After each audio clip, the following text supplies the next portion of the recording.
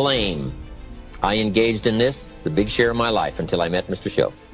I used to blame my negative relatives. I used to blame the government. I used to blame taxes. I used to blame prices.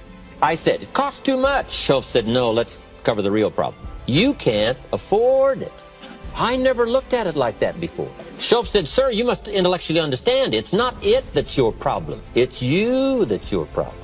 It's not out there that's the problem. Out there is like it's been for 6,000 years. You can't cure that. But what you can cure is errors in judgment, errors in attitude, errors in activity, errors in judging results. I found that the errors were within. But see, he had to go after me on that point. Here's the next one. Excuses. Wow. We've got a million.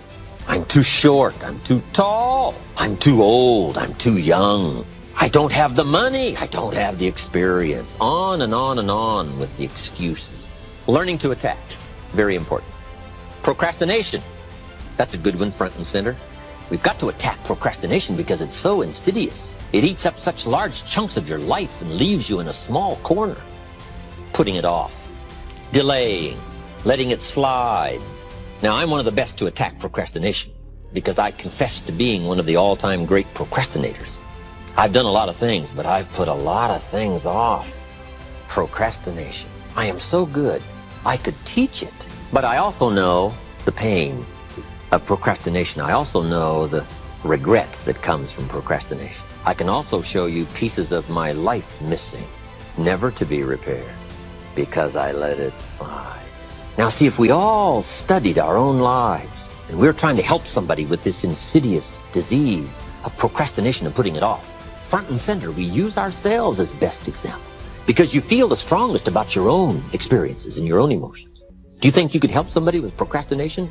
Developing this skill of going back, rehearsing your own life, and coming up with the essence of the emotion and the experience to try to illustrate to somebody how insidious it can become and how devastating it can leave your life and what'll be missing if you let it slide. That's what we call learning to attack the problem. Now, underline the word attack. It's very important to go after the insidious. If the future gets clear, the price gets easy. Because you got to remember, for every promise, there's a price to pay. Everybody's got to pay the price. Everybody's got to do the deal. Everybody's got to do the discipline. Everybody has to pay.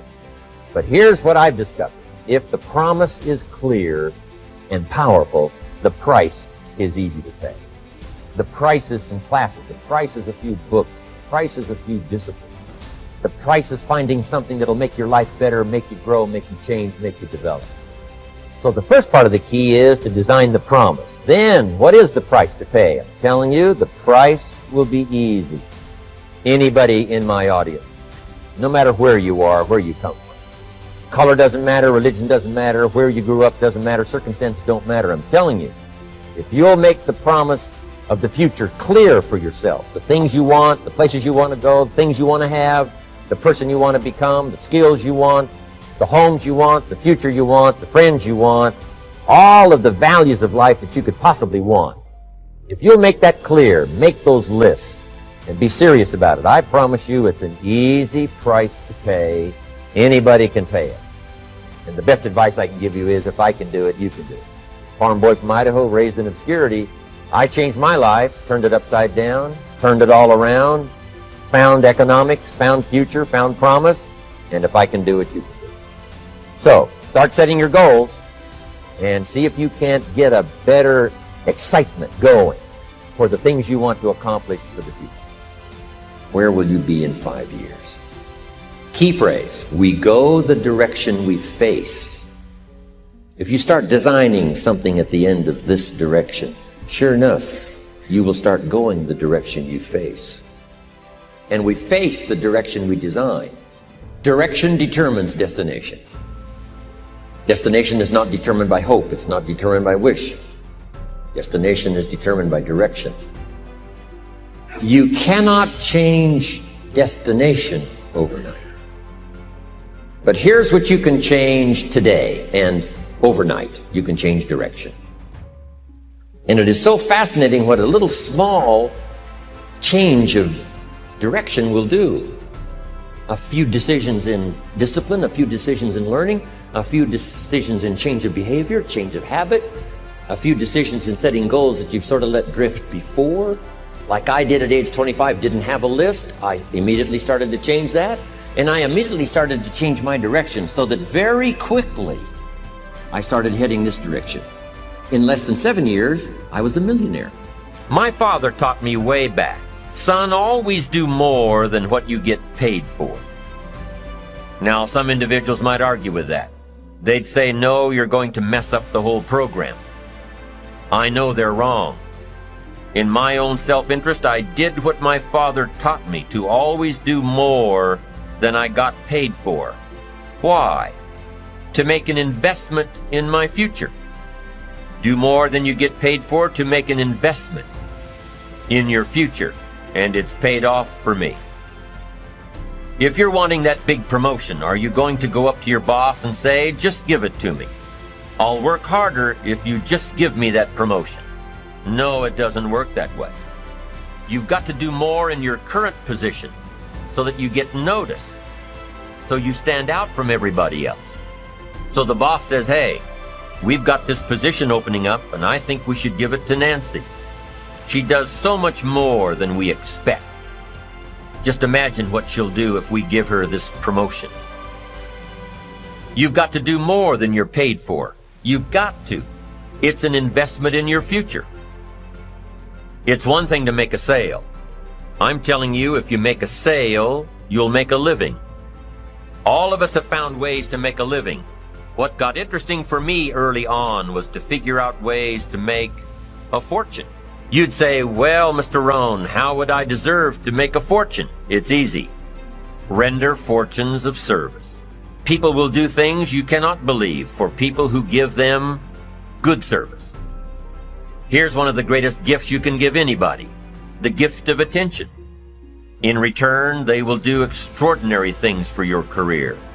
Take you by the hand and lead you to more people than you could meet by yourself. Always do more than you get paid for. Life responds to deserve, not need. Life was not designed to give us what we need. Life was designed to give us what we deserve. Once you understand that little life principle in your own self-interest, I'm telling you, it's life-changing. The ancient law does not go like this. If you need, you will reap. No, it doesn't work that way. A lot of people out there are hoping it works that way, but no, it doesn't. The ancient law goes like this. If you plant, you will reap. If you sow, you will reap. Somebody says, well, I really need to reap.